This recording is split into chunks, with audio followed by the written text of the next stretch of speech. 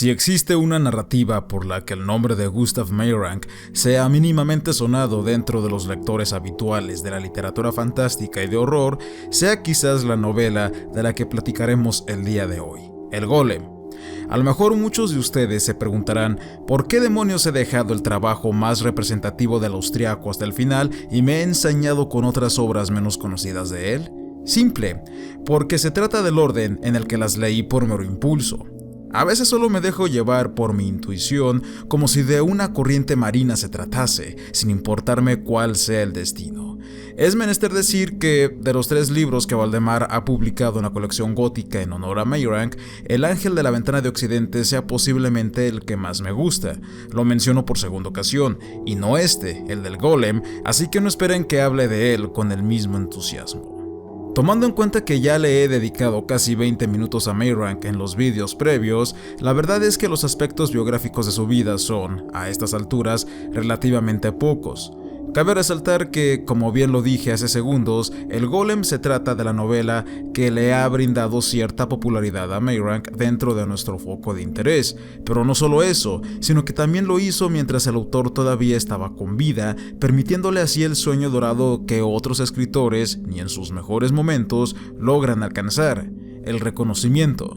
Fue tal el éxito de El Golem que la parentela paterna del austriaco, aquella de sangre azul, poco a poco fue queriéndolo acoger dentro de su séquito. Sin embargo, un leve rechazo por parte de Meyrink ante tal gesto puede compararse, irónicamente, como con un individuo que ha experimentado por fin la muerte de los sentidos, dado a que el ego de pertenecer a un círculo aristócrata no le importó en lo más mínimo y decidió aplicarse mejor a su labor esotérica y literaria, aunque ya hemos comentado que este último rasgo tampoco le importaba mucho. Y es que si bien soné demasiado subjetivo al inicio tras decir que El Ángel de la Ventana de Occidente es mi libro preferido de Meyrink hasta ahora, la verdad es que sin la influencia de El Golem, tal entrega no existiría. Sin temor a equivocarme, y siguiendo un poco la tendencia del pensamiento de otros lectores, me atrevería a situar a El Golem al mismo nivel que el moderno Prometeo de Mary Shelley, Drácula de Stoker y Mandrágora de Evers,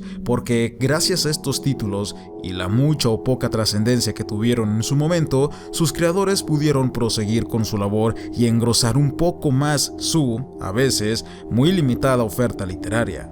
De hecho, su condición de clásico dentro del subgénero haya sido la que posiblemente lo ocasionó que este volumen saliese en una etapa demasiado temprana dentro de la colección gótica, tratándose de la entrega número 15. Por lo tanto, es la estética de El Golem lo que posiblemente sea lo que atrape a los lectores que así lo desean, pues por momentos se asemeja a una pesadilla, a un puñado de recuerdos sueltos que actúan de manera caótica sobre cada uno de los momentos del argumento principal. De hecho, este rasgo llega hasta tal extremo que uno de los relatos que componen el compilado, el monje Láscaris, logra colarse de una manera harto surreal. A todo ello habrá que añadirle que la novela bebe bastante de la escuela del romanticismo alemán que ya tuvimos la suerte de reseñar hace un par de semanas, en donde se hace de lado aquella tendencia del racionalismo que, en ocasiones, asfixiaba al gótico inglés al intentar explicar congruentemente, entre comillas, los hechos sobrenaturales de sus historias. A lo Radcliffe, ¿sí? Aquí no sucede nada de eso, pues la fantasía estará siempre presente entre líneas, la cual estará acompañada de los conceptos ocultistas que caracterizan a Meyrink. Es esta rara mezcla de romanticismo alemán y conceptos esotéricos lo que le brinda una identidad muy singular a esta narrativa, puesto que el concepto de El Doble, cuyos principios se remontan a Hoffman con El Hombre de la Arena, se entrelazan con la cábala judía y con el de esos curiosos seres de barro que cobran vida por órdenes de su maestro. Y es que, para aquellos que vengan a esta novela buscando a una mole que destroza y destripa a un montón de inocentes mientras los protagonistas de turno se desmayan, creo que los sobrecogerá una abrumadora decepción, puesto que cuando he dicho que se mezclan los conceptos del doble a lo William Wilson de Edgar Allan Poe, por poner otro ejemplo más amplio, con los misterios abstractos de la comunidad judía, no estaba de broma.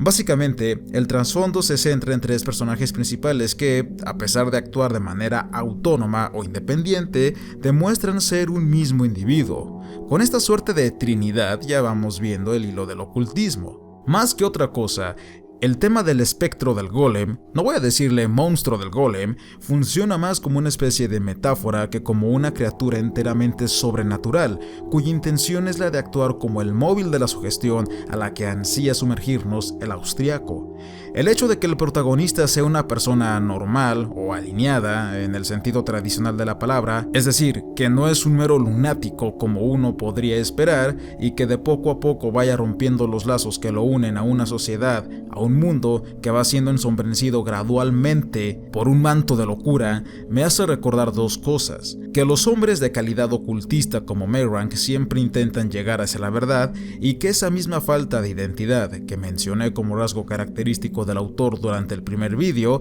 se haga más presente ahora gracias al pasado tormentoso que también ya mencioné, puesto que un halo de siniestra depresión inunda la mayoría de los diálogos del libro. Toma fuerza el precepto del esoterismo y de cualquier religión que profese el de negar nuestra condición humana para aspirar hacia lo sublime. Es posible. Quizás el golem se trata de un texto autobiográfico de Mayrank. También es posible. Al final, y visto desde una lógica matemática, todo en esta existencia no es otra cosa sino una proyección infinita de lo anterior, y la literatura de horror no queda exenta. Praga siempre fue para Mayrank lo que Providence fue para Lovecraft. Eso es un hecho que quizás ya hayan advertido desde los vídeos anteriores, puesto que tanto en El Ángel de la Ventana de Occidente así como en El Golem seremos transportados hacia aquella ciudad bajo una calidad casi turística. El que Kafka haya insinuado que Mayrank tuvo su moderado éxito al ser prácticamente un oportunista que se aprovechó de la época en la que vivía para poder crear mercancías vendibles, lo cierto es que, dada mi opinión meramente subjetiva, y repito que es subjetiva, puedo decirles que entendí más fácilmente a Mayrank que al propio Kafka, así que con eso les digo todo. Si desean más detalles de estas declaraciones, les pondré en pantalla una carta, su año y su fecha y la persona a la que iba dirigida, en la que el autor de la Metamorfosis expresó todo esto. Max Brod, por su parte, el equivalente a August Derleth dentro del canon kafkiano, siempre admiró a Mayrank dada su enorme creatividad, diciendo que se trataba de alguien necesario que contrarrestaba las tendencias que dominaban en ese momento. Para terminar, ignoro qué tan rentable sea para una editorial seguir imprimiendo más material de Mayrank como lo es El Rostro Verde y El Dominio Blanco, pues tras leer un par de comentarios, algunos temen no conectar con el escritor dada su enorme erudición tenebrosa. Tal y como me expresé de Evers en una ocasión, creo que Mayrank le inyectó a la lengua germánica una buena dosis de textos de horror, en donde lo tenebroso y lo oscuro apenas si se deja ver bajo conceptos confusos para el ser humano. Amigos, eso ha sido todo por el momento. Ha sido un placer el haber estado aquí con ustedes. Nos vemos y hasta la próxima.